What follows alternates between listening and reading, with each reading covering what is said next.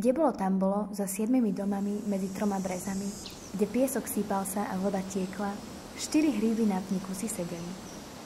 Vedľa nich sused, čierny búlpit jesť, pre svoje teritorium silno strážiaci. Snúdiť sa začal, lež na skúsi pôjde.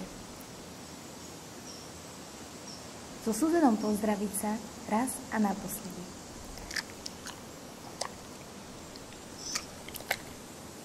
Hríbu M tiež dlho byť začala. Rozhodol sa, že po kamarátovi sa poohliadne.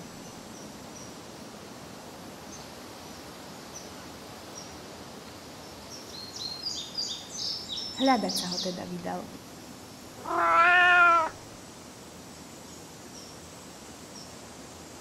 Ďaleko zašiel, až územie tigrice domácej objavil.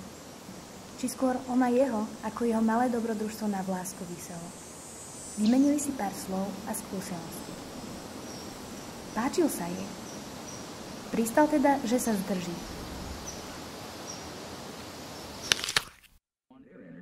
Fight childhood hunger by donating up to 1 million servings of Quaker products and awarding Go grants to help Americans use their energy to make called One Last Dance. V krajine za oblokom nešťastná princezna mrzuto zaspala.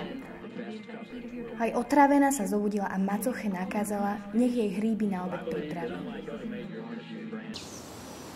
Tým dvojici domácich pohotovosti sa dostalo. Návšteva sa blížila, či v miery prichádzala alebo záhubu niesla. L sa skovať utekal. XL v pohostinnosti na všetky strany sa zasa obracal. Macocha vo svojom diplomatickom pokuse hríbik väčší na cestu uhovorila. Ale princeznej nebol pochuci. Vraj nedovarenosťou urazil. V smútku rozlúčiť sa museli.